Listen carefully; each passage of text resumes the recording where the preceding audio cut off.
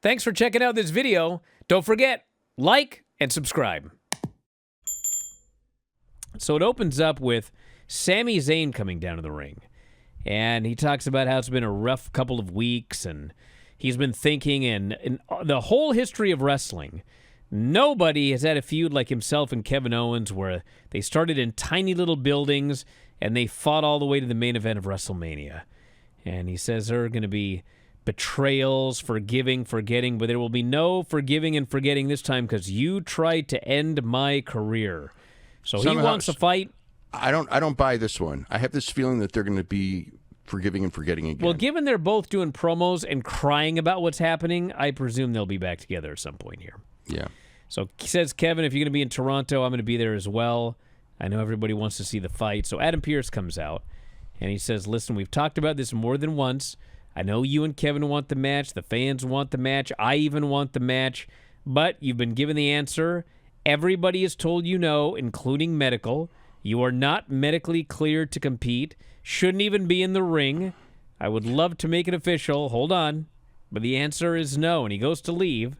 And Sami cuts his promo about history and, you know, I'm not leaving this ring until you give me the match. And then Adam Pearce says, I can't sanction this match. If Kevin wants to drag you to the concourse and beat you senseless, I can't stop it. If Kevin wants to hoist you up and pile drive you, I can't stop it. The referees, they can't enforce the rules. And so legally, you'd have to assume all of the risk. And the fans are chanting, let them fight. And Sami says, you know what? If I wrap a chair around his face, you can't stop me. If I beat him senseless, you can't stop me. If I give him a pile driver in his career, nobody can stop me. I get it. And I want the match. And so Adam Pearce says, well, all right, you can have the match. It's unsanctioned. I was like, this is the most ridiculous. I mean, the fans loved it. He's not medically cleared. Preposterous. So you're telling me that, and he mentioned the board. The board doesn't want this match. The doctor doesn't want this match. I don't know that the board would care. It doesn't matter, Dave. The board doesn't want the match. Yes. The doctor doesn't want the match. Like, nobody in the locker room wants these guys to have the match. So his solution is, well, we'll do the match with absolutely no rules whatsoever. Yeah. Like, I know it's wrestling, but if you were concerned about the health of the two participants, what you would do is you would say, all right, well, it's a normal match. There's going to be two referees. If anybody breaks the rules, it's thrown out, and everyone's going to come and tear you guys out of the ring. No. You wouldn't even do that because it has to be unsanctioned because he's not medically cleared. In fact, it shouldn't even be if he's not medically cleared. I mean, it's unsanctioned. Well, it shouldn't even happen if he's not medically cleared. Well, if it's unsanctioned, it didn't officially happen, you see. Yeah. It's preposterous. But the match is taking place. How come all these other guys that aren't medically cleared don't get to do this? Well, maybe they need to beg more. Okay. That's how Sami got his way. Liv has a meeting with Dom, and Dom says, I heard Bianca and Naomi are on their way. She says, don't worry about that. You're going to take out AJ tonight. Finn shows up, and he says... they went 0 for 3 tonight. He says, I'm thinking after tonight we're going to have 3 of us in the chamber. Unless, he says, Raquel, you do something really embarrassing and lose to Roxanne. She says, I'll handle my business, you handle yours. And he's about to leave, and then he turns and he tells Dom, no new members. So I guess we'll have to find out who the new member is going to be. Yeah.